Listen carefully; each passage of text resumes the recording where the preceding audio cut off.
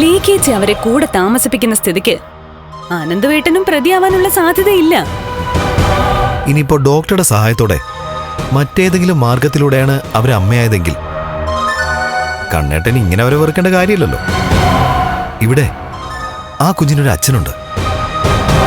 അത് അനന്തുവേട്ടനാണോ മാർക്കോ ആണോ സാഗറാണോ എന്നുള്ളതാ എല്ലാവരുടെയും സംശയം. ഇവരൊന്നും അല്ലാതെ അവർക്ക് മറ്റാരെങ്കിലുമായി അടുപ്പമുണ്ടോന്ന് നിനക്കറിയാവോ? എനിക്കങ്ങനെയൊന്നും അറിയില്ല.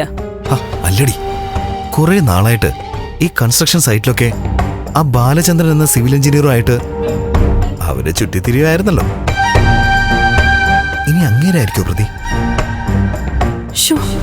ഇവനെന്റെ ചേട്ടനാണെന്ന് പറയാൻ പോലും എനിക്ക് ഉറപ്പ് തോന്നുവാ. ആ മനുഷ്യനെ പോലും ഇത് സംശയിക്കുവാണല്ലോ. അല്ല, നീ എന്താ ആലോചിക്കുന്നേ? അയാൾക്ക് പ്രായത്തിൽ കൂടുതലുണ്ട് എന്ന് വെച്ച് കാഴ്ചക്ക് കുഴപ്പമൊന്നുമില്ലല്ലോ. ഒന്നിച്ച് യാത്ര ചെയ്ത സമയത്ത് എപ്പോഴെങ്കിലും രണ്ടാൾക്കും അബദ്ധം പറ്റിയില്ലെന്ന് ആര് കണ്ടു? ഞാൻ അതാ പറഞ്ഞത്, യഥാർത്ഥ പ്രതി ആരാണെന്ന് അറിയുന്നത് വരെ ആരുടെ മേലും കുറ്റം ആരോപിക്കരുത്. എന്താണെങ്കിലും ശരി, അവരടുക്കാൻ വരികയാണെങ്കിൽ നീ ഇനി അടുപ്പിക്കരുത്.